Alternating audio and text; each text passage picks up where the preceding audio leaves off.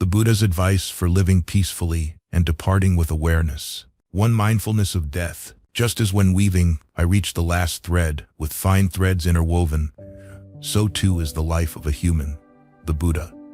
It is incredibly essential to be mindful of death, to reflect on the fact that you will not live forever in this world. If you are not mindful of death, you will miss the opportunity to make the most of this rare human life that you have attained. This human life is very meaningful because, based on it, extremely important results can be achieved.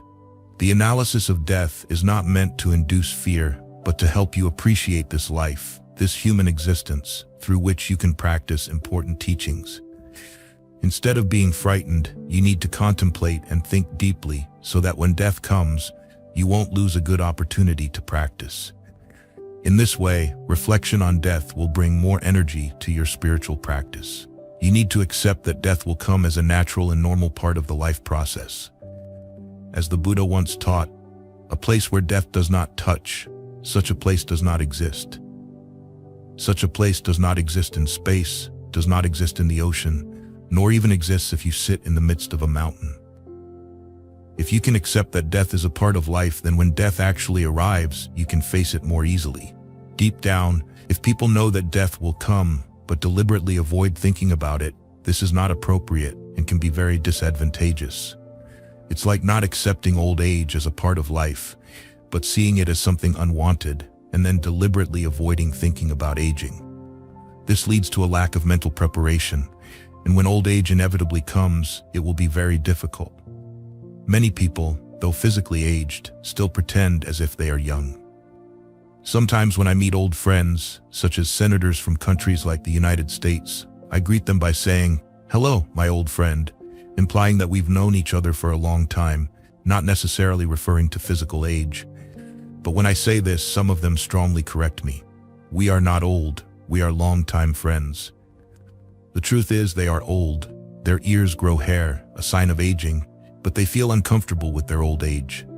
It's quite foolish. I often think that a human life, even at its longest, is only about 100 years, and when compared to the lifespan of this planet, it is very short. Our brief existence must be used in a way that does not bring suffering to others.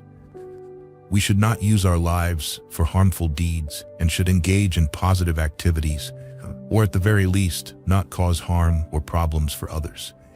Living in this way, our short time as travelers on this planet will be meaningful. In 100 years of human life, the early years are spent in childhood and the later years in old age, often resembling an animal being fed and put to sleep. In between, perhaps 60 or 70 years can be used meaningfully. As the Buddha once taught, half of life is spent in sleep, 10 years are lost in childhood, 20 years are sunk in old age.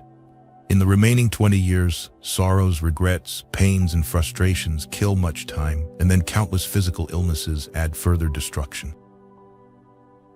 To bring meaning to life, accepting old age and death as part of life is essential. If you feel that death is almost impossible, this feeling will create many problems and more attachment, sometimes even intentional harm to others. When we closely examine the lives of those considered great figures, emperors, kings, and the like, who built enormous buildings with massive walls, we see that deep down in their minds they harbored the thought that they would live forever in this life. Such self-deception leads to more suffering and problems for many people. Even for those who do not believe in future lives, contemplating and reflecting on reality is a positive, beneficial, and scientific endeavor. The reason is that human minds, and all phenomena born from causes and conditions are all constantly changing from moment to moment, and this opens up the potential for positive development. If the different circumstances in life did not change, they would forever retain the characteristic of suffering. Once you know that everything is always changing and transforming, even when you go through a very difficult period, you will find peace of mind by understanding that this difficult situation cannot last forever. Therefore, there is no need to be distressed. Good fortune and blessings, too, cannot last forever. So understanding this, you don't need to cling too tightly when things are going well. A perspective based on permanence and eternal existence will harm us. If you believe everything will be eternal, And even if you accept the existence of future lives, your current life will become your main concern, and future lives will become insignificant. This will destroy the opportunity you have in this life, a life endowed with the blessings to practice good, positive deeds. A perspective based on impermanence will be more beneficial. To be mindful of impermanence requires discipline, training the mind, but discipline here does not mean punishment or external control. Discipline does not mean prohibition. Rather, it means that when there is a conflict between long-term and short-term concerns, you sacrifice the short-term for the long-term benefit. This is self-discipline, born from a firm belief in the law of cause and effect. For example, in my case, to help my stomach return to normal after an illness, I avoid eating sour foods and drinking cold water, even though these foods and drinks may seem very delicious and tempting. This kind of discipline is protective. Similarly, contemplating and reflecting on death requires self-discipline and self-protection, not punishment. Humans have great potential to create good things, but to use all of it requires freedom and independence. A dictatorial regime breaks this development. To support this development, individualism is needed, meaning you don't expect anything to come from outside or wait for orders. Instead, you initiate things yourself. Therefore, the Buddha often encouraged individual liberation, meaning self-liberation, not liberation through a collective. Each individual must create a good future for themselves. Freedom and individualism require self-discipline. If freedom and individualism are abused for polluted emotions, it will lead to negative consequences. Freedom and self-discipline must work together. Expanding vision. From a Buddhist perspective, the ultimate goal is to attain Buddhahood, thereby acquiring the ability to help innumerable sentient beings. However, at the intermediate level of achievement, the aim is to liberate oneself from the cycle of birth, aging, sickness, and death. Even at a lower level, though still significant, is the achievement of improving and bettering future lives. Through the gradual improvement of various lifetimes, one can ultimately achieve liberation, and based on that, finally attain Buddhahood. Initially, your vision must expand to include your future lives. Then, after understanding this situation, you will continue to broaden your vision to encompass the entire cycle of suffering from one life to another, known as the cycle of samsara. Eventually, this understanding can extend to others through a compassionate wish that all beings be free from suffering and the causes of suffering. It is this compassion that leads you to the aspiration to attain Buddhahood. Before fully understanding the nature of suffering and the cycle of samsara, you need to be concerned with the various deeper aspects of life that can affect your future lives. Therefore, understanding suffering is essential for developing perfect and complete compassion. Similarly, we Tibetans strive to find ways to achieve autonomy for Tibet, to bring benefit to our people, but at the same time, we also work to establish our community in exile in India. Achieving autonomy for Tibet, the greater goal, also depends on the intermediate goal of establishing our community in India. The disadvantages of not being mindful of death. It is beneficial to be aware that, eventually, you will die. Why? If you are not mindful of death, you will not be mindful of your practice, and you will waste your life meaninglessly, without considering which actions and attitudes bring about suffering and which bring about happiness. If you are not aware that you may depart this life soon, you may be swept away by the illusion of eternal permanence, thinking, I will die someday, but not for a long time. Then, when the time does come, even if you try to accomplish something meaningful, you will no longer have the energy.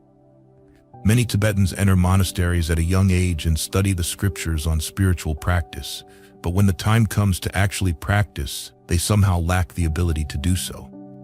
This is because they lack a true understanding of impermanence. If after reflecting on how to practice, you decide that you must go into retreat to practice for several months, or even years, you are motivated by your understanding of impermanence.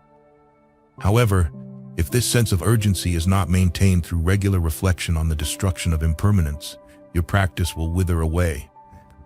That is why many people retreat for many years, but do not experience any significant transformation in their lives afterward.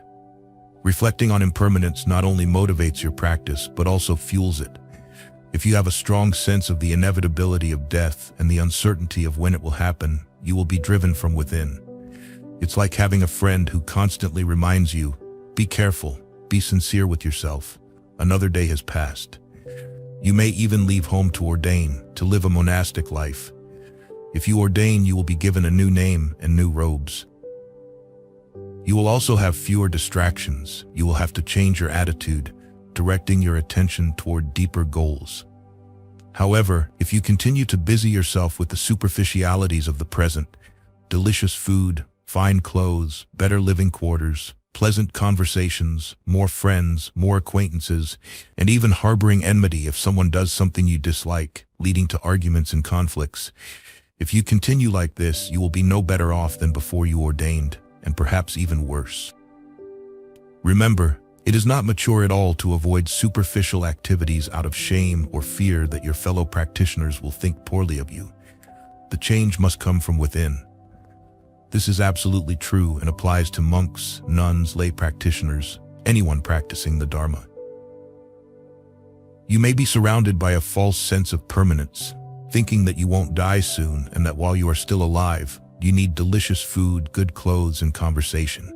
Because of attachment to the immediate, seemingly great outcomes, even if these things have little meaning in the long run, you are willing to use all sorts of schemes and exaggerate everything without shame to achieve what you want, charging high interest rates, despising friends, engaging in lawsuits, etc., all just to accumulate more than you need. Because you have thrown your life into such activities, wealth becomes more alluring than study, and even if you try to practice, you do not pay much attention to it. If a piece of paper falls out of a book, you may hesitate to pick it up, but if a banknote falls to the ground, there's no need to ask. If you meet people who genuinely dedicate their lives to pursuing deeper goals, you may think well of their sincere efforts, but that's it. On the other hand, if you meet someone dressed in elegant clothes, flaunting their wealth, you may desire and covet those things, hoping for them with ever-increasing attachment. Ultimately, you will do whatever it takes to achieve what you crave. Once you set your sights on the glitter of this life, your deluded emotions will grow, leading to more negative actions. These negative, harmful emotions only lead to problems, making you and those around you uncomfortable. Even if you have superficially learned the methods of practicing the stages of the path to enlightenment, you will continue to amass more material possessions and associate with more people, to the point that it almost seems as if you are practicing only the superficial aspects of life, meditating on nurturing attachment to friends and hatred toward enemies, trying to find ways to fulfill those deluded emotions. At that point, even if you hear about genuine beneficial practices, you will likely feel, yes, that's true, but one but follows another. Indeed, you have become accustomed to deluded emotions arising from beginningless samsara, but now you add the practice of deceit. This makes your situation even worse, leading you further away from what could genuinely help you. Driven by attachment, you will not find peace or comfort. You won't make others happy, and you certainly won't make yourself happy. The more you focus on yourself, this is mine, that is mine, my body, my wealth, the more anyone who obstructs you will immediately become the object of your anger. Even if you believe in and focus on my friends and my family, your friends and family cannot help you at birth or at death. You came into this life alone, and you will leave this life alone. If, on the day you must depart, your friend could follow you, then attachment might be justified, but that's not how it works. When you are reborn into a completely unfamiliar situation, if your past life friend could help you in some way upon your rebirth, that would be worth considering, but that's not how it works either. Yet, in the period between birth and death, for many decades they are my friends, my sister, my brother. This misplaced focus does not help you at all, except to create more confusion, attachment, and anger. If you care too deeply about friends, your focus on enemies will be equally deep. When you were born, you didn't know anyone, and no one knew you. Even though everyone equally desires happiness and equally does not want suffering, you favor the faces of some people, thinking, these are my friends, and dislike the faces of others, thinking, these are my enemies. You attach identities and names to these people, and eventually you practice generating attachment for friends and anger for enemies. What value does this have? None at all. The problem lies in the fact that too much energy is consumed by superficial concerns at the shallow level, not much deeper than the external, deceptive aspects of this life. The profound has to give way to the trivial. If you have never practiced, and on the day of your death, instead of having someone remind you of your virtuous deeds, you are surrounded by friends and loved ones weeping over what is happening to you, this will only bring more problems for you, and it is your own fault that you have fallen into such a situation. Where is the mistake? It lies in not being mindful of impermanence. The benefits of being mindful of impermanence. However, if you don't wait until the last moment to grasp the understanding of death, and if you truly appreciate your situation right now, you won't be overwhelmed by the temporary, deceptive goals of this life. You won't abandon what is truly important in the long run. It's far better to decide from the outset that you will die and then examine what is truly valuable. If you keep in mind how quickly this life will pass, you will cherish the time you have and do meaningful things. With a strong awareness of the certainty of death, you will feel the need to engage in spiritual practice, to perfect your mind, and you won't waste time on trivial pursuits, from eating and drinking to idle gossip about wars, relationships, or pointless chatter. All sentient beings wish for happiness and do not want suffering.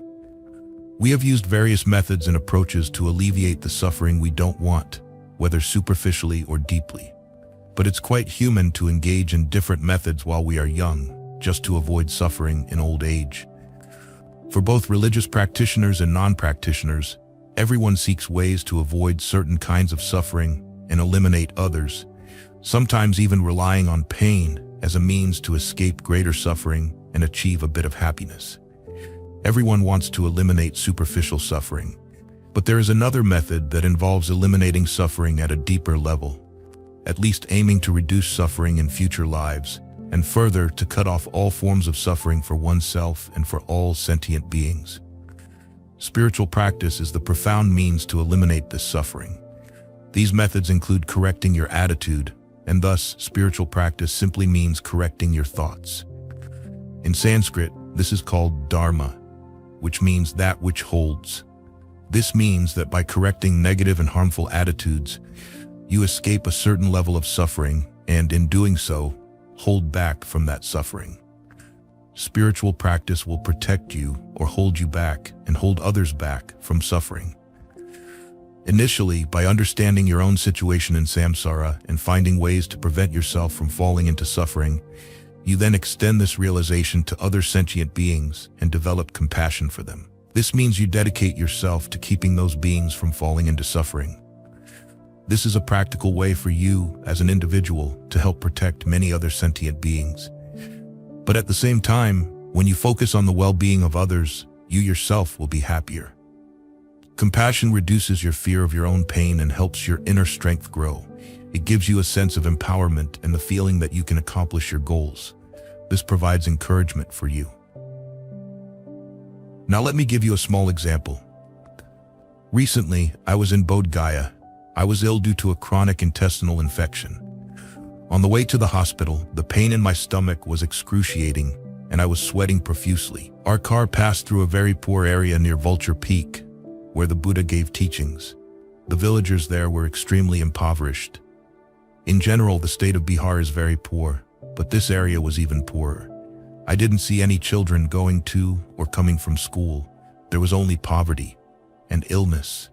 I have a vivid memory of a young boy with polio. He had rusty iron braces on his legs and used a pair of crutches that reached up to his armpits. It was clear that this boy had no one to care for him. I was deeply moved.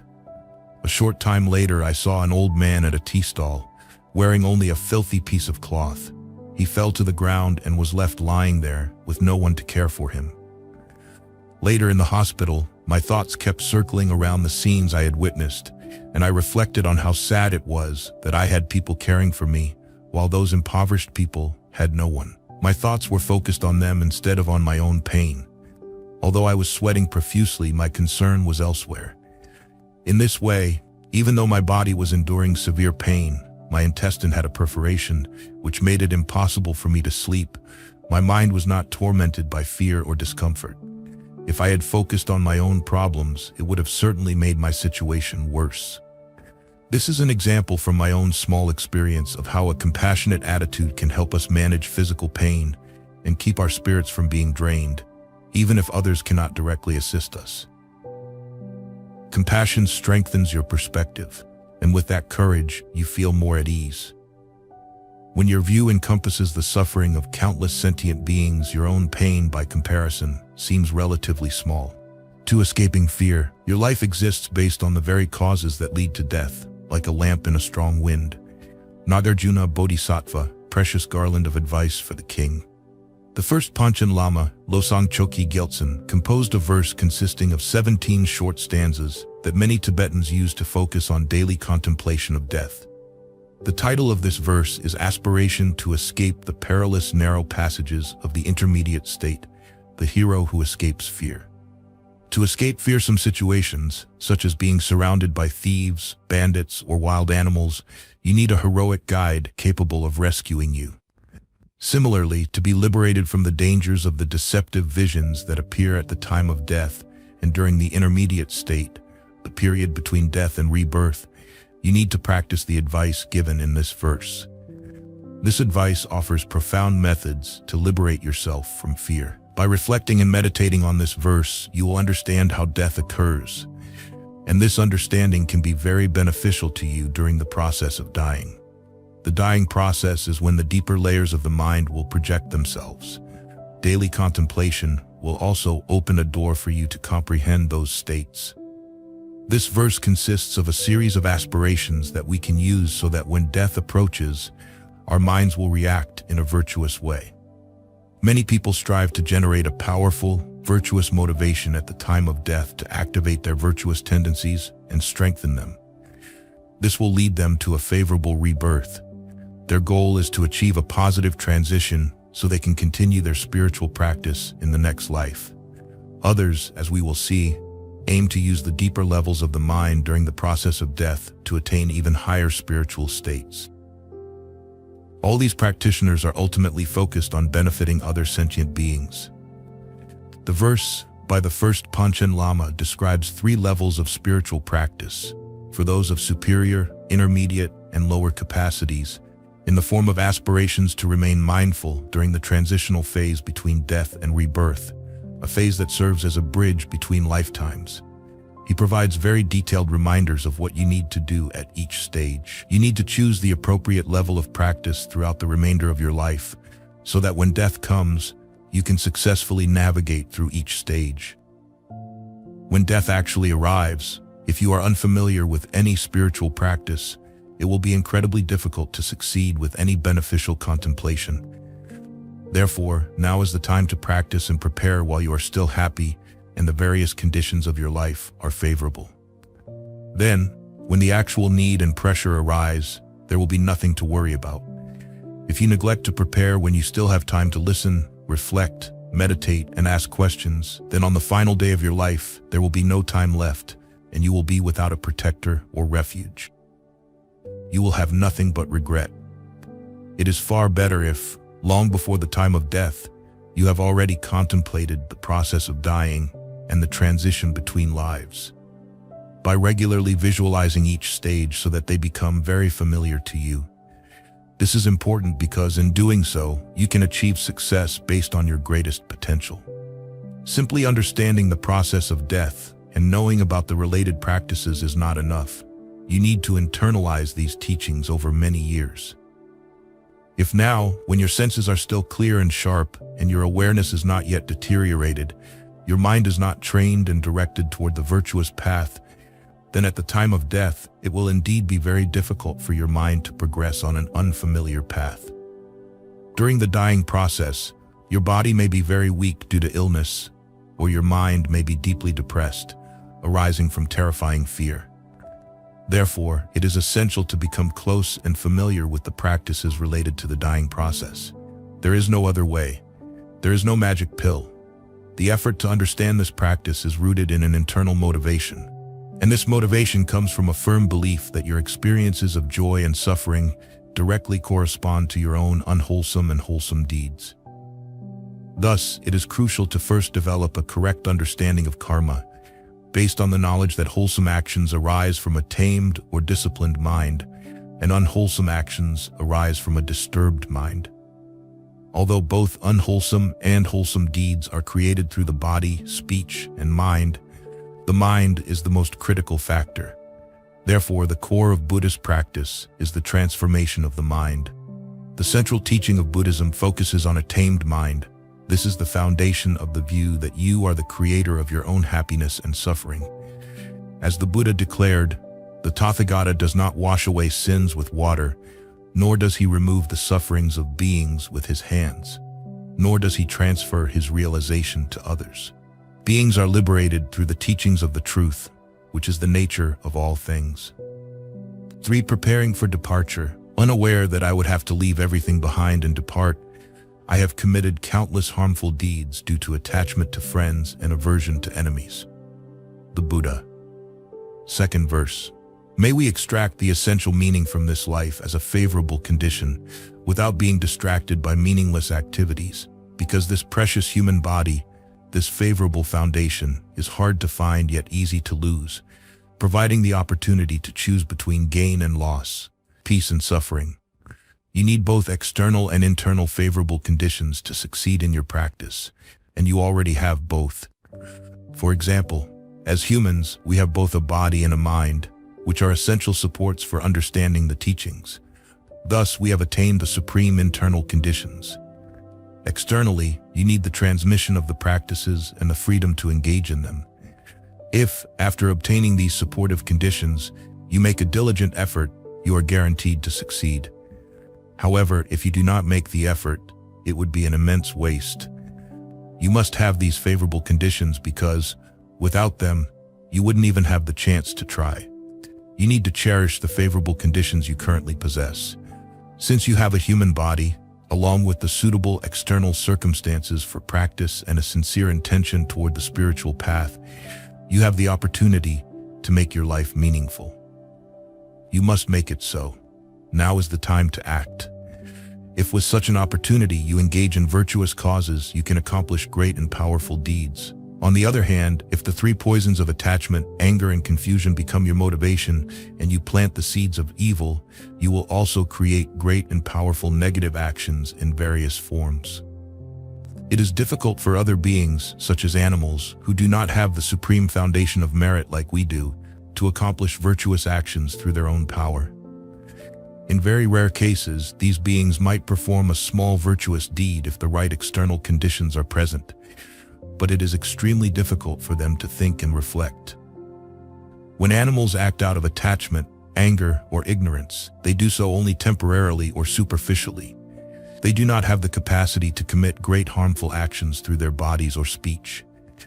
But humans can think and reflect from countless perspectives. This is because our minds are much more effective, and we can accomplish good and evil on a vastly greater scale. If this precious human life, endowed with inherent favorable conditions, is used for good, it will yield tremendous power. If you care for it and engage in virtuous activities, the goals of this life and future lives will be fulfilled. But if you neglect it, your harmful deeds could lead to immense suffering. This is why, even though many different beings have evolved on this planet since its inception, it is humans who have brought about the most significant advancements, and who have also learned how to create the greatest fear, suffering, and other major problems, including the threat of destroying the entire planet, all by humans. The greatest good comes from humans, and the greatest harm also comes from humans. Because you have the inherent favorable conditions of human life, which allow you to achieve both benefit and loss, peace and suffering, you must learn how to use this life wisely. If you were certain that you would have these favorable conditions through your choices over a long series of lifetimes, then it might not matter if you didn't use this life wisely. However, this is not the case. The change in any phenomenon indicates that it is dependent on various causes. Thus, the normal changes experienced by our bodies also indicate that our bodies are dependent on different causes. The elements from your father and mother acted as causes and conditions to create your body. But for the egg from your mother and the sperm from your father to come together, other factors were also necessary. For example, this depended on the eggs and sperm of your parents, and so on, back to the eggs and sperm of certain beings after the ecosystem, biosphere, was established. Even so, if the formation of the physical body, with its skin, flesh, blood, and bones, depended solely on the egg and sperm, and since the egg and sperm did not exist at the time this world system began, and the egg and sperm could not arise without causes, if we follow the previous reasoning, then either the egg and sperm must have appeared everywhere at all times, or they never appeared. This means that other factors, karma, must be involved. Every world system undergoes phases of formation, existence, decay, and finally the phase of nothingness. After the fourth phase, nothingness, a new world system is formed by the interplay of wind, energy, and the subsequent development of other elements. Whether this process is explained through modern scientific perspectives or closely follows Buddhist philosophy, there was a time when a particular world system did not exist. The process of forming a world system begins based on many causes and conditions, and these causes and conditions are dependent phenomena. Dependent phenomena are either created by some creator or by the karma of the beings who will be born into that world system and who will share the experience and use of that environment. From a Buddhist perspective, it is impossible for a dependent phenomenon, and because it is dependent, it is impermanent, including a world system, to be created by a divine vision or force from a non-dependent, permanent creator. In reality, it is the karma of sentient beings that causes the process of forming an environment to occur. Another option is that the process is not caused by anything, not dependent, which is utterly illogical. Just as a world system is established and then decays based on causes and conditions, so too does the quality of the life of sentient beings. This is a solid principle of cause and effect, meaning that in the long term, good causes bring good results, and bad causes lead to bad results. This means that any long-term positive result must be preceded by the accumulation of a positive cause. Similarly, to achieve a powerful and beneficial result, a powerful and beneficial cause is required. Regarding the physical characteristics of humans, which are the favorable conditions of human life, in past lives, we must have accumulated many layers of favorable causes, as each of these causes led to the formation of the shape, color, clarity of the senses, and other qualities of this body. If, after performing virtuous actions and accumulating many potentials, those potentials were to remain unchanging until the fruition of those potentials manifested in this life or future lives, then that wouldn't be too fragile. But this is not the case. In reality, the strong arising of a negative mind such as anger can dominate previously created positive potentials so that they cannot move forward, much like a seed that has been scorched. Conversely, the strong arising of a virtuous mind can overpower the potentials created by harmful actions, preventing them from producing their results. Thus, it is essential not only to create many positive, powerful causes, but also to avoid the opposing forces that could undermine those beneficial causes. Virtuous actions require the accumulation of positive causes or potentials from a tamed mind, while harmful actions arise from a disturbed mind. Ordinary beings like us have been overly familiar and attached to a disturbed mind since beginningless time. Because of this tendency, we can conclude that actions from a disturbed mind are more powerful for us, while actions from a tamed mind are weaker. But the important thing here is to recognize and understand that this human body, the favorable condition of this life that we possess, is a true and complete result of many powerful virtuous actions created by a tamed mind in the past. This human life is incredibly difficult to obtain, and because it is so precious, you must take good care of it. Strive diligently and not waste this life. If this body were not rare and hard to obtain, you wouldn't necessarily need to take care of it. But that's not the case. If this naturally endowed favorable condition of human life were not prone to easy destruction, if it were stable and everlasting, then you would have time in the future to make use of it. However, this system of supportive conditions is fragile and easily disrupted by external and internal causes.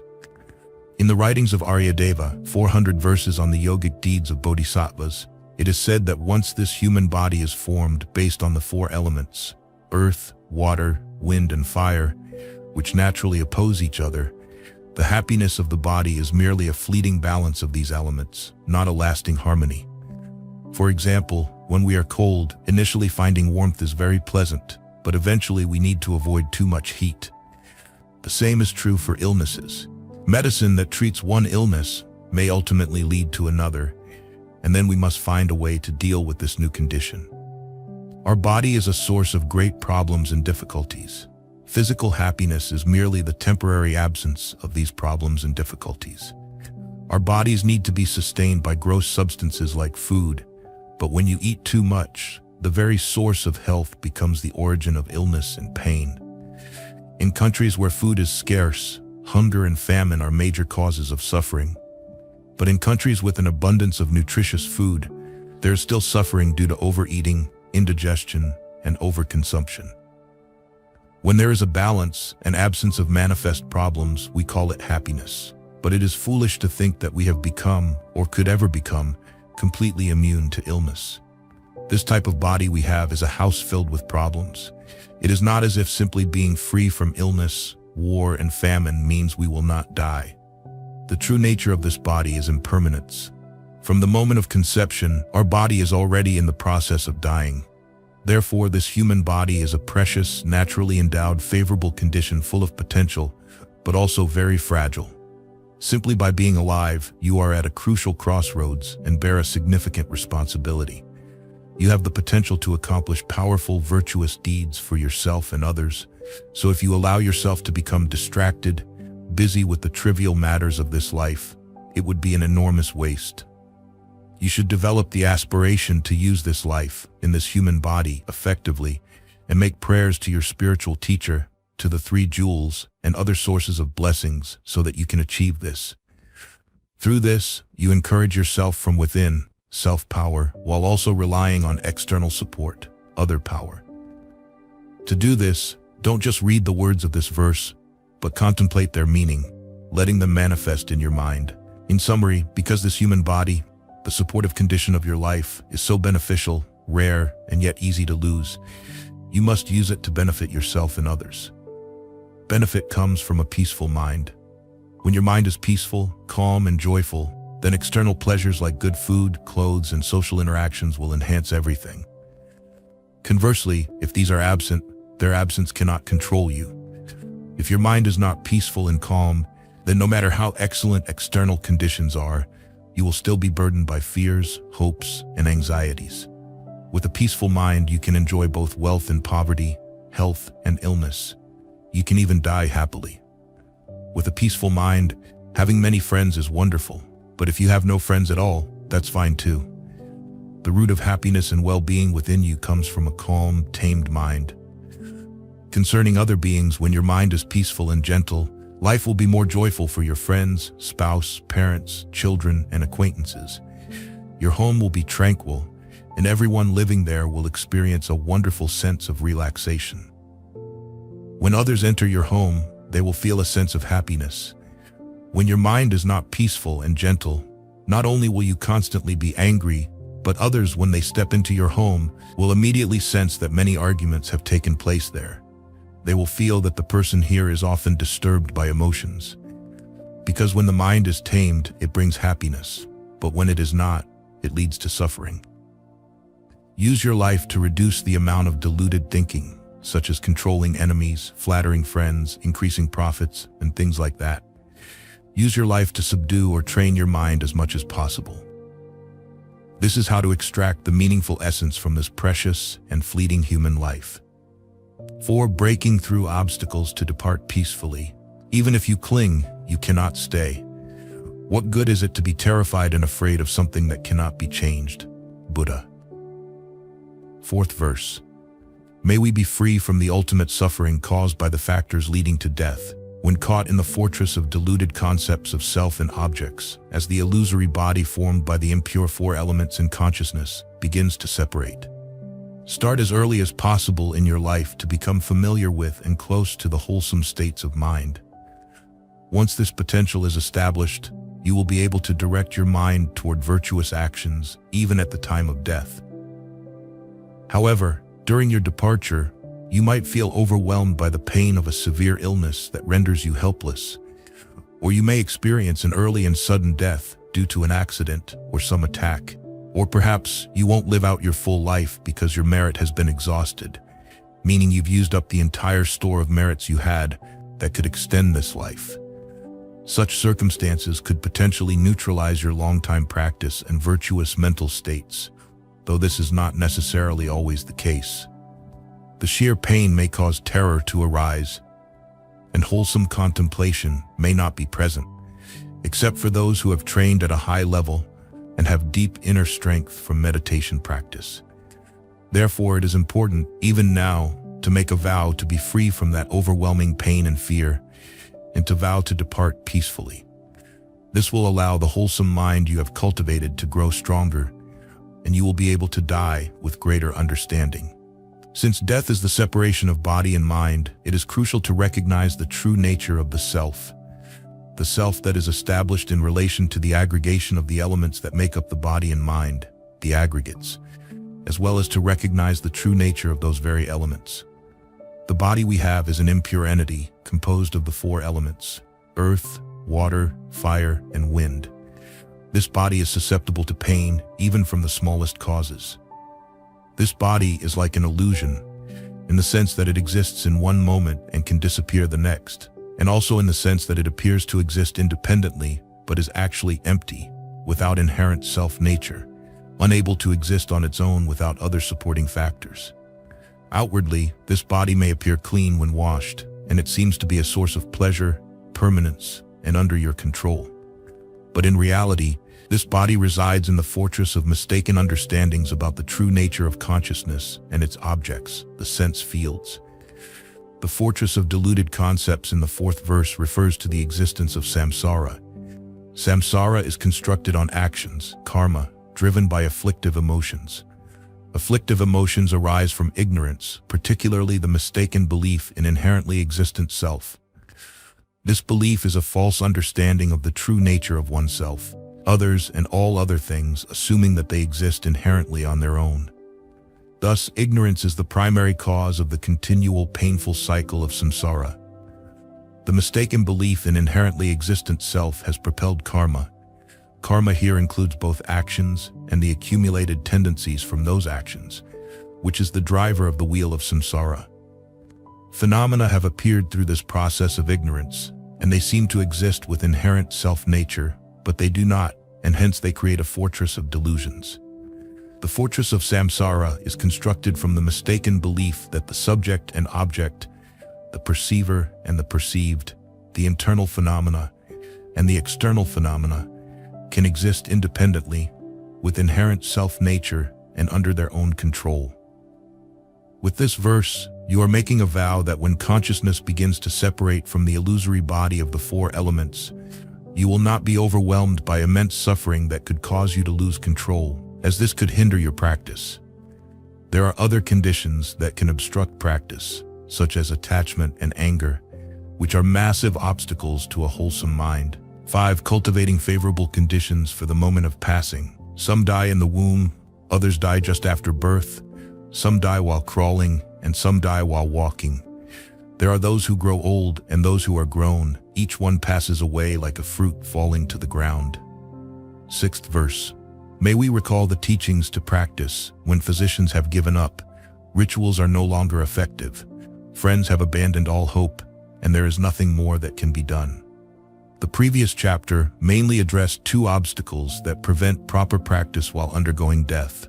Those obstacles being extreme suffering to the point of losing control, and the delusional appearances that give rise to attachment, anger, and confusion. While seeking to prevent these two obstacles, you also need to cultivate wholesome states of mind by recalling your spiritual practice. When all hope for this life has faded, when the doctors have exhausted their ability to help you, when religious rituals no longer work, and when even your family and friends have lost all hope from the depths of their hearts, it is crucial to do something that brings benefit.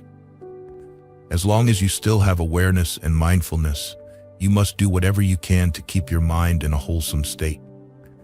To do this, you need to remember the instructions on how to generate these wholesome states of mind. As I will discuss in the following verses, there are instructions that you can apply to achieve special yogic results.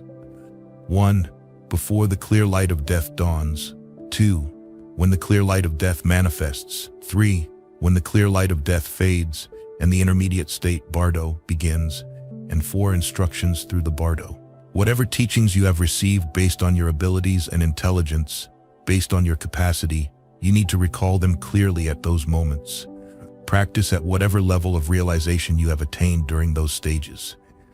The following powers will greatly enhance the results of your practice. 1. The power of familiarization.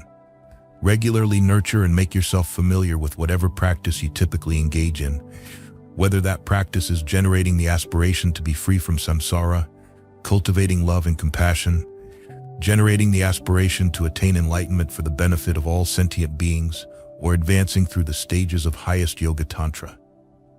2. The power of intention. Think, I will maintain my practice in this life, in the bardo, and in future lives until I achieve Buddhahood. 3. The power of virtuous seeds. Accumulate the power of virtuous actions, positive karma, to support your practice. 4. The power of repudiation. Resolve that all phenomena, such as birth, death, and the bardo, exist only in dependence on each other. They cannot exist independently with inherent self-nature, even at the smallest level. Let this resolution become part of your faith, recognizing that self-cherishing is an enemy. And think, the fact that I suffer in samsara comes from self-cherishing. The root of self-cherishing lies in the mistaken belief that beings and things exist independently with inherent self-nature, which is not true. 5. The power of aspiration.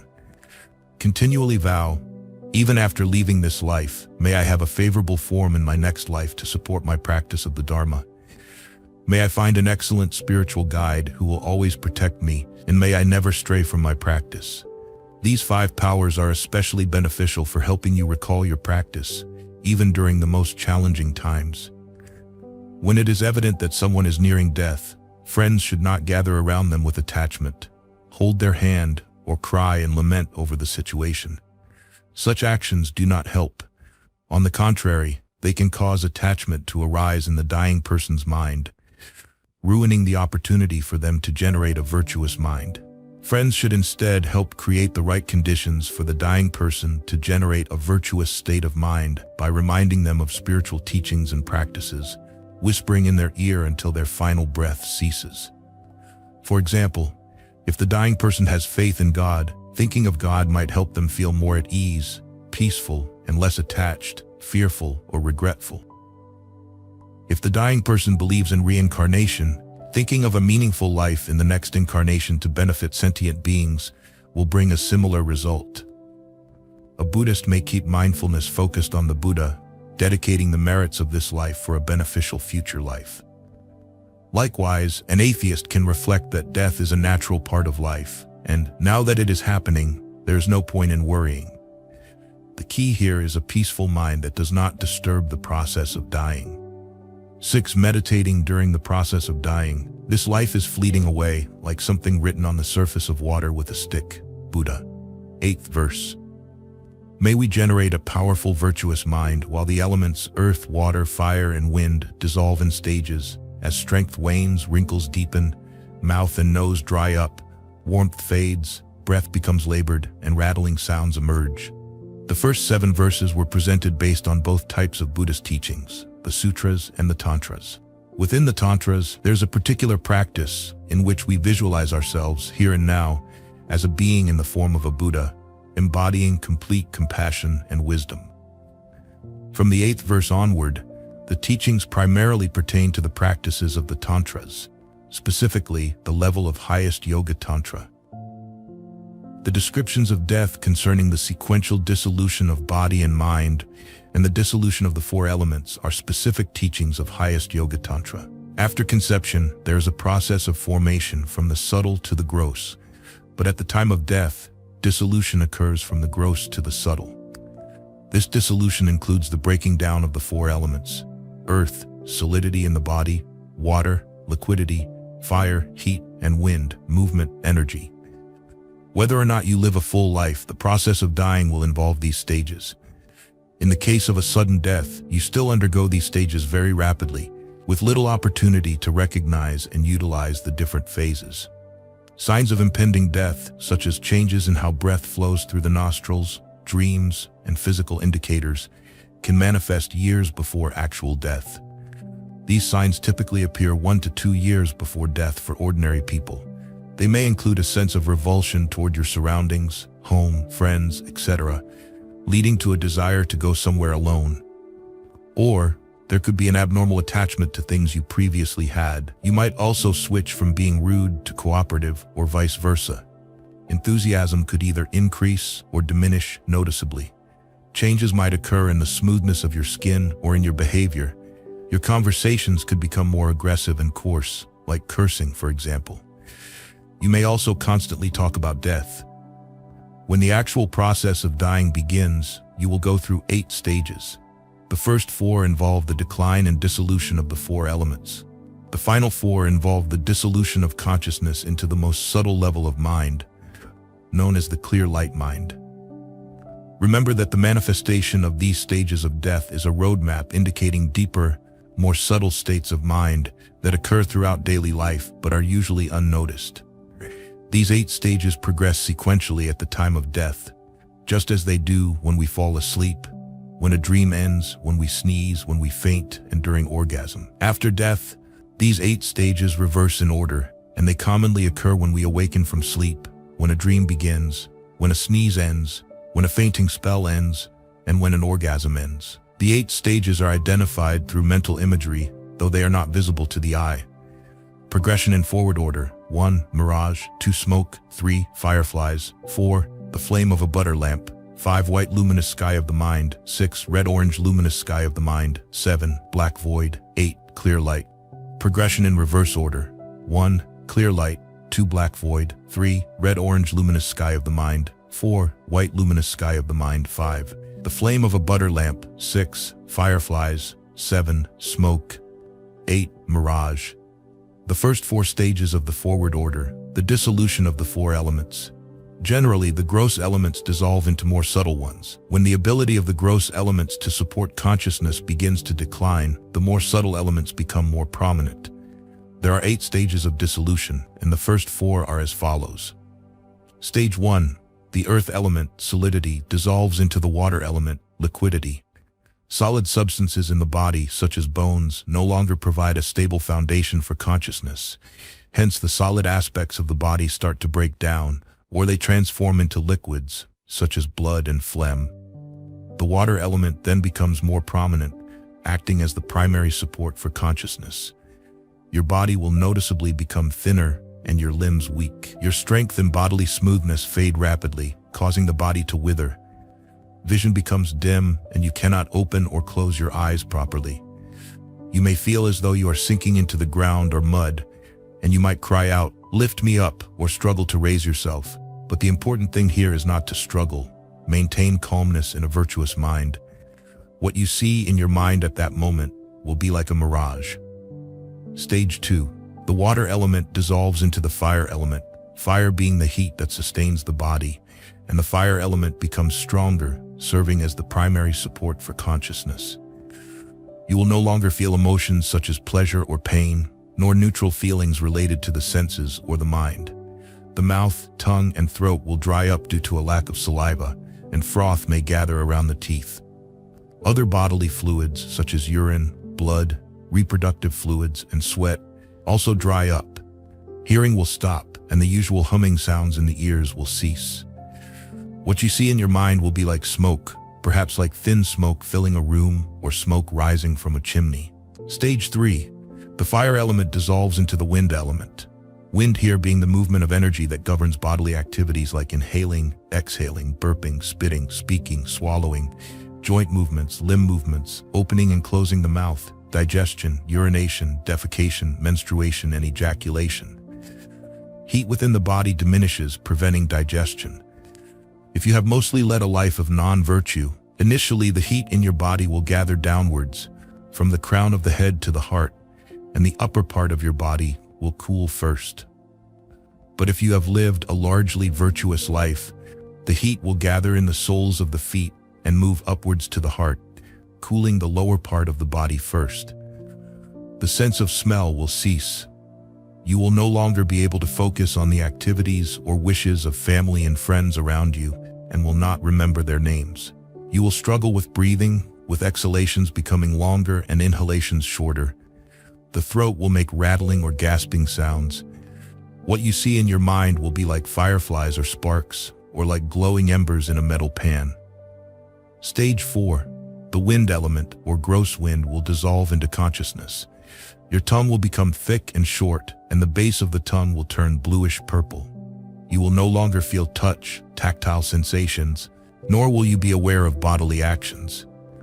Breathing through the nostrils will cease, but there is still more subtle breathing, so the cessation of breath through the nose is not the end of the dying process.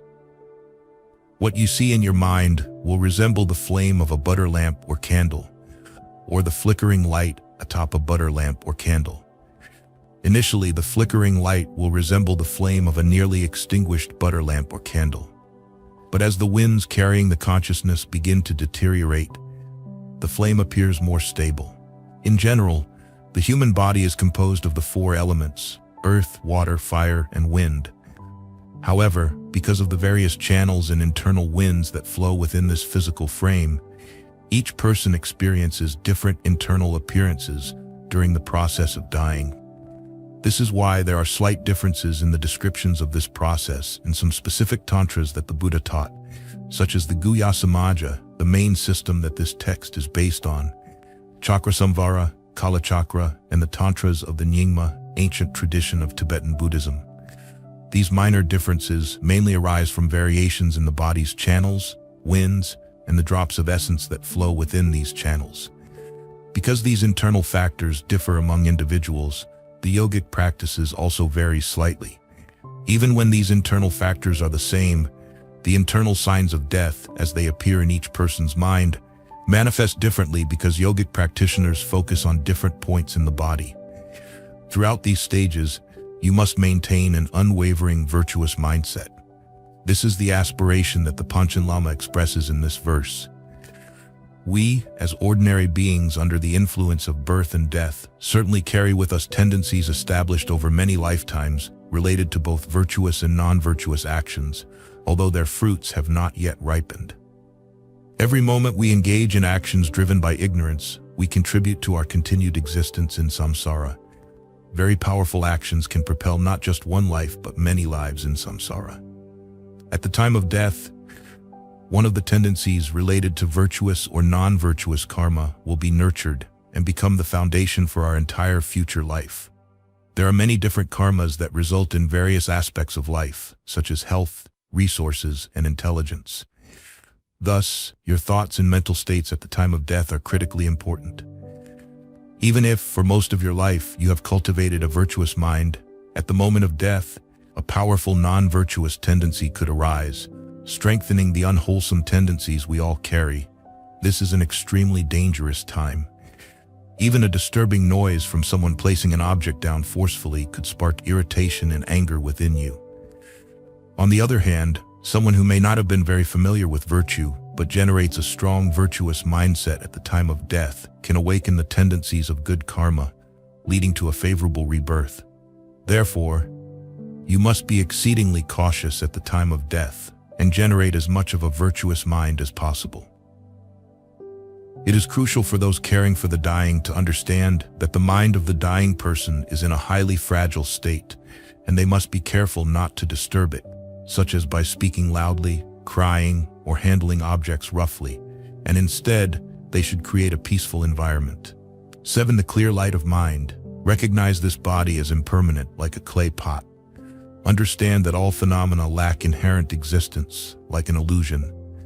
Having shattered the poisonous weapon of attachment, which is as seductive as a flower, you will cross to the other shore, even when facing death. May the clear light of the mother and child reunite as the near attainment dissolves into complete emptiness, and as countless delusive thoughts cease, An experience like the autumn sky, unblemished and pure, will radiate. According to the highest Yoga Tantra, no mind is more subtle than the mind of clear light, the clear light of the true mind. It functions as the foundational basis of all appearances in samsara and nirvana. The clear light mind has existed continuously from beginningless time within the cycle of samsara. Because this mind is not merely present during a specific phase, it is called the foundational mind, whereas other minds, such as the black near attainment, the red-orange appearance increase, and the white appearance, etc., are newly created and will cease due to the force of conditions. Hence, they are called temporary and impermanent. The foundational mind, the innate clear light and completely empty mind, is the most profound level of consciousness. All other types of consciousness are considered coarse, even though there are varying degrees of coarseness and subtlety among them. When we speak of the clear light mind, even the minds of white appearance, red-orange appearance increase, and black near attainment, which are already subtler than ordinary types of consciousness, are still coarse. Compared to the innate, naturally present clear light mind, these three minds are temporary and impermanent, no different from ordinary states of consciousness. From this perspective, when we speak of the fortress of delusive thoughts regarding subject and object, as mentioned in the 4th verse, the fortresses of delusive thoughts here refer to the phenomena created by actions, karma, and these actions arise from the coarse concept of consciousness at various coarse levels. When you can abide permanently in the naturally present clear light of the true mind, surpassing the coarse levels of consciousness, there will be no further opportunity to accumulate karma. However, to consistently abide in the clear light of the true mind, you must eliminate the obstacles that hinder omniscience. These obstacles are the defilements of erroneous appearances of subject and object, which mistakenly seem to possess inherent existence and independent self-nature. When you can abide in the clear light of the true mind, all types of consciousness based on delusion will cease. Until you reach this point, you will still be driven by coarse levels of consciousness, by temporary concepts, and will continue to accumulate karma.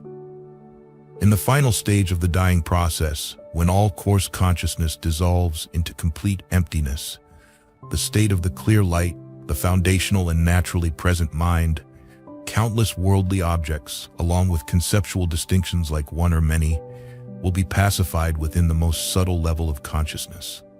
All appearances of the living environment, along with all beings within it, will withdraw and dissolve.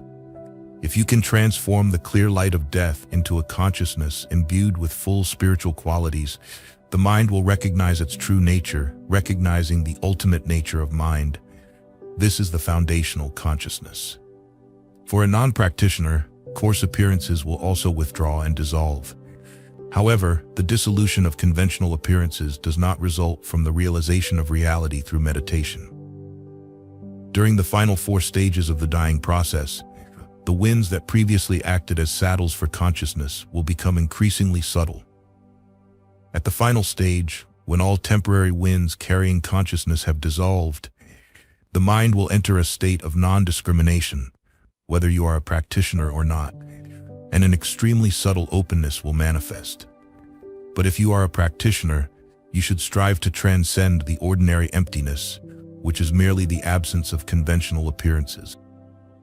When the clear light appears, try to realize the extraordinary emptiness of non-self nature, relying on the clear light of the true mind. This will not happen through effort at the moment of death itself, but only through the power of familiarity gained before the stages of dissolution occur, and from a strong realization of emptiness through the stages when the 3 consciousnesses of white appearance, red-orange appearance increase, and black near attainment manifest.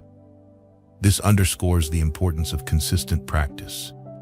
The foundational pillars of my practice are reflections on the 4 fundamental teachings: impermanence, suffering, emptiness, and selflessness. Additionally, part of my daily practice involves meditating on the different stages of death. I imagine the dissolution of the earth element into water, then water into fire, and so on. Although I cannot claim to have attained profound experience, there was a moment when my breath paused briefly during a ritual in which I visualized the dissolution of all appearances. I am confident that more perfect experiences will manifest if a practitioner visualizes the stages of dissolution more slowly and thoroughly.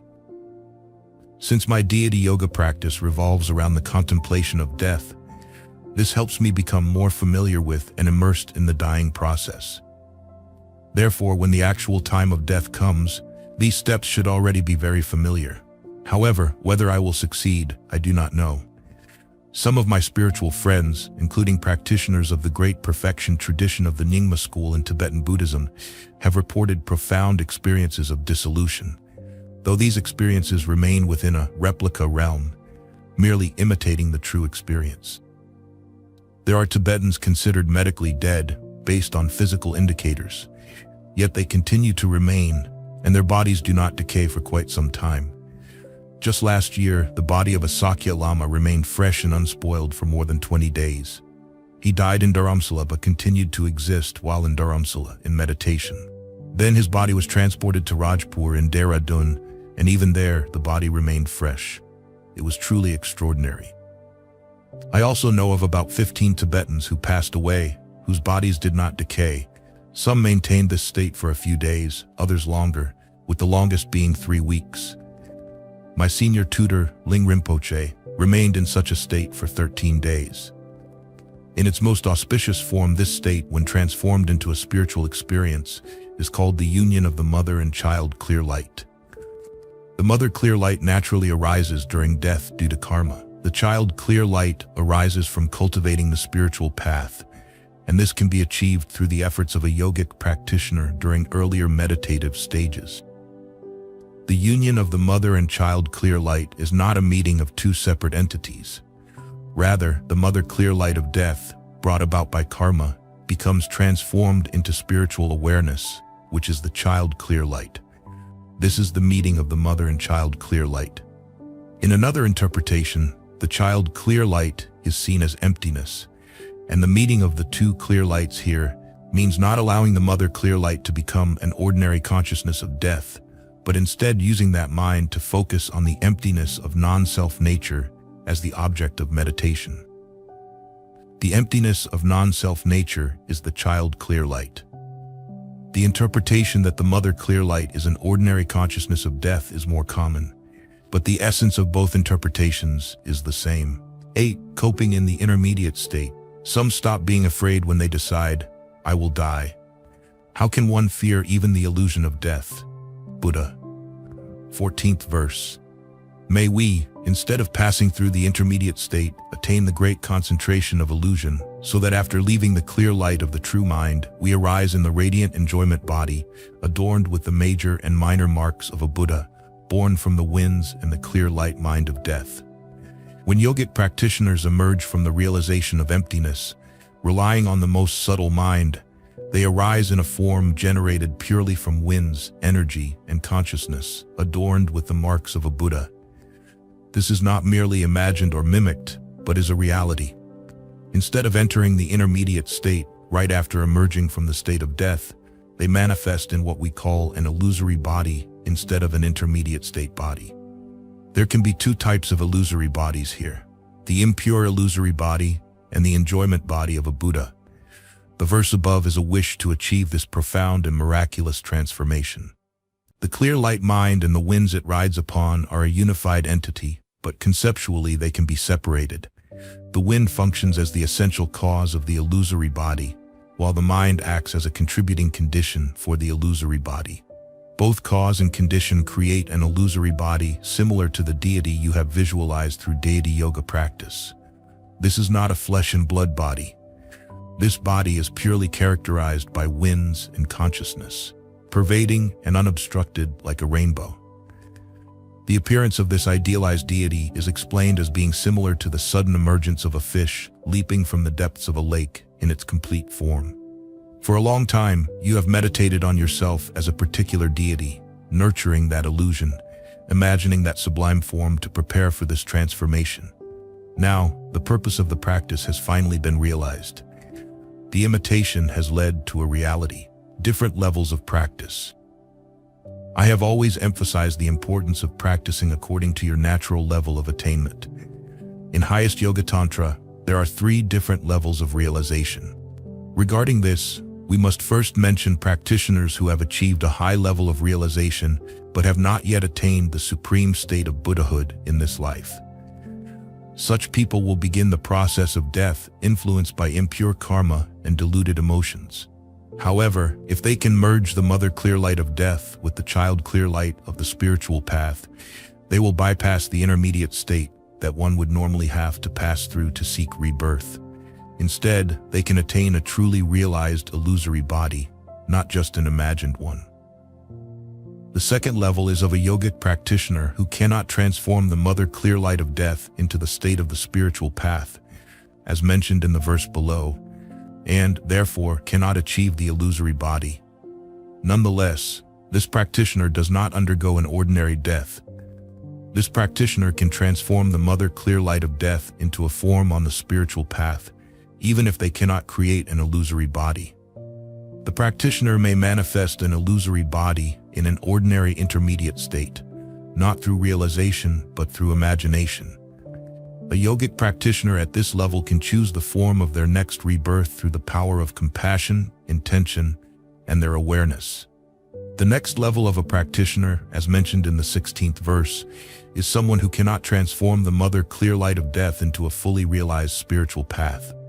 However, after emerging from the non-awareness of the final stage of the black near attainment experience, this person can become aware of a tantric practice related to a particular form during the emergence of the clear light mind. This practitioner may pass through the intermediate state normally and be reborn in a regular manner, but they can initiate a very beneficial practice through positive tendencies, the momentum of past actions, combined with the collaboration of external and internal conditions. All 3 levels of practice aim to awaken the consciousness of clear light, the clear light mind, into the wisdom of realizing emptiness. Therefore, before the stages of dissolution occur, all 3 levels of practitioners must be profoundly aware of emptiness. Especially during the dissolution of the elements of earth, water, fire, and wind, and during the emergence of the 4 experiences of emptiness, including the minds of white appearance, red-orange appearance increase, black near attainment, and finally, clear light. During these stages, the practitioner must generate a powerful awareness and contemplation of the emptiness of inherent non-self nature, the true nature of beings, and the ultimate nature of all phenomena.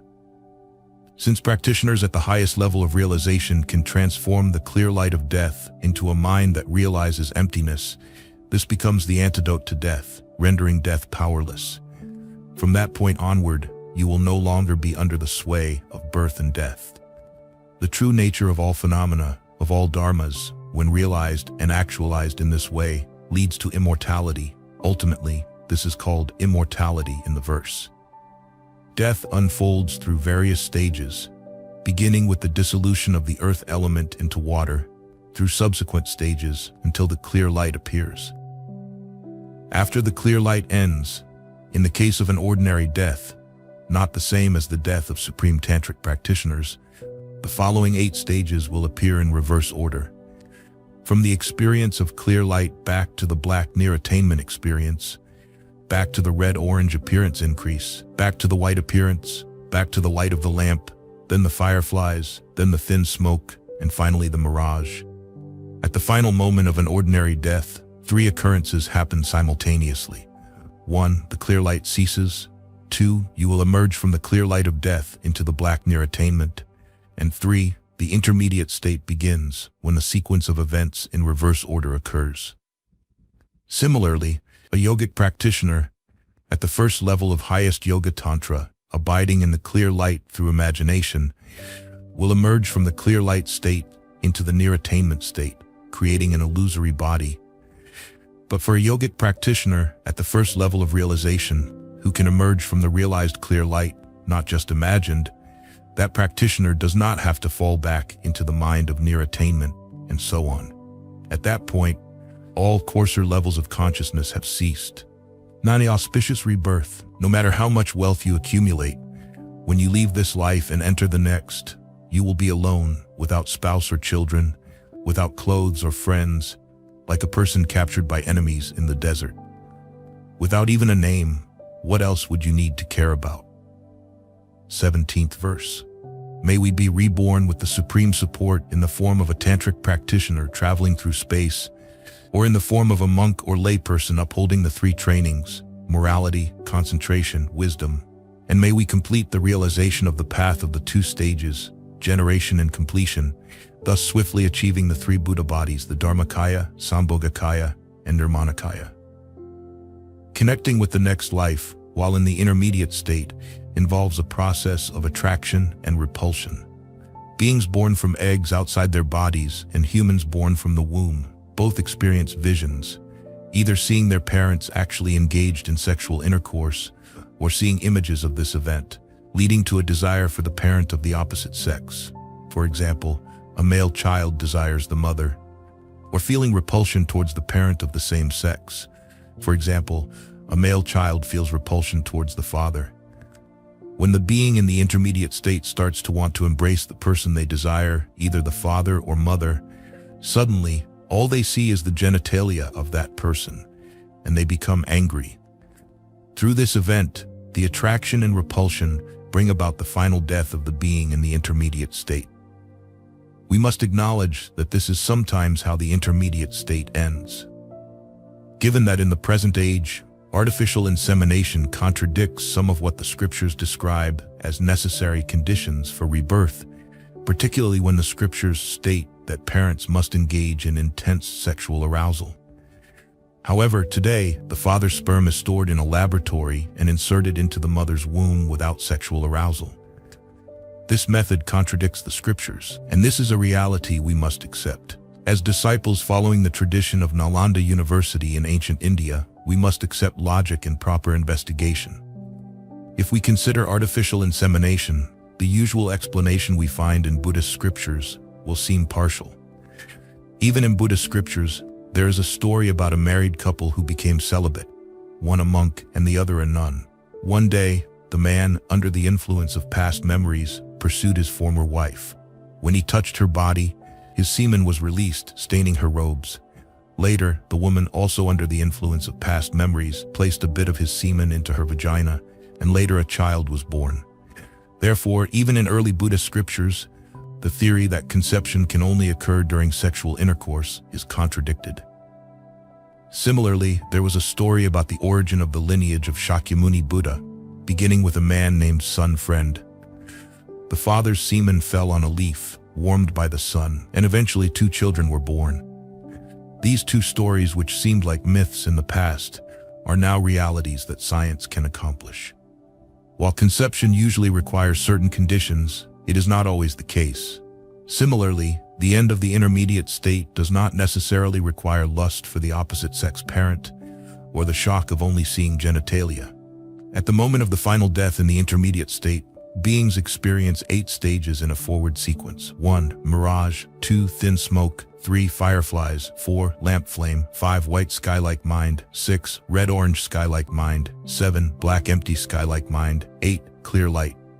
At the moment of conception, the being experiences the remaining 7 stages in reverse. 7. Black empty sky-like mind. 8. Red-orange sky-like mind. 9. White sky-like mind. 10. Lamp flame. 11. Fireflies. 12. Thin smoke. 13. Mirage. There are different explanations of how beings enter the womb. Some scriptures state that beings enter through the mouth or the top of the father's head, descend through his body to the lower part, to the penis, and then enter the mother's womb. Other texts say that the being enters directly into the womb through the mother's genitalia. A person full of virtue might feel like they are entering a joyous home and hear pleasant sounds, while a person overwhelmed by negative karma may feel like they are sinking into a swamp or walking into a dark forest with loud shouting. The extremely subtle wind and consciousness of that being enter the material substances, the egg and sperm, contributed by the parents. At this point, the fetus is the size of a large mustard seed, and the central energy channel begins to form. The left and right energy channels coil around the central channel 3 times. Then, the upward moving wind, vital wind, and downward moving wind, eliminative wind, start moving in their respective directions in the left and right channels, allowing the 3 channels to develop. The fetus begins to grow and eventually emerges from the womb at birth. If you continue to maintain your spiritual practice as explained in the previous verses of the first Panchen Lama's verses, you will then be able to be reborn in a special form to support your life. Through this, you will be able to complete the remaining paths of Tantra, leading to complete enlightenment. You may also be reborn in extraordinary realms, the abode of beings known as sky travelers, tantric practitioners. Or you may be reborn in more ordinary realms where there are teachings, teachers, and the freedom to practice. In such auspicious rebirths, you will have to take vows to uphold discipline and achieve the threefold training: morality, concentration, and wisdom, ethics, meditation, and insight. This is the foundation of your spiritual progress. With the threefold training, morality, concentration, and wisdom as your foundation, you will strive to realize the 2 stages of highest Yoga Tantra practice, including deity yoga combined with meditation on emptiness and the 8 signs of death. Deity yoga combined with meditation on emptiness, channeling winds into the central energy channel, and realizing the deeper, more subtle levels of consciousness. Through these stages of practice, you will complete the remaining steps to achieve Buddhahood, a state of complete dedication to serving all sentient beings. The ultimate aspiration in the verses of the first Panchen Lama points towards such a future. Remember that the ultimate goal of Buddhist practice is to serve all sentient beings, and to do this most effectively, it is essential to attain a pure body and mind. The aim is to help countless sentient beings through countless skillful means. When practicing, do not let the path remain something external to yourself. Instead, make your mind the very path. Otherwise, no matter how hard you try to practice, you may become tired, and at times you may even feel uncomfortable. Do not merely recite the words in the first Panchen Lama's verses, wishes for liberation from the narrow paths of the intermediate state, the hero's freedom from fear. Rather, make them part of your daily practice, through contemplation, analytical meditation, and bringing the meaning into your stream of consciousness. This is my advice.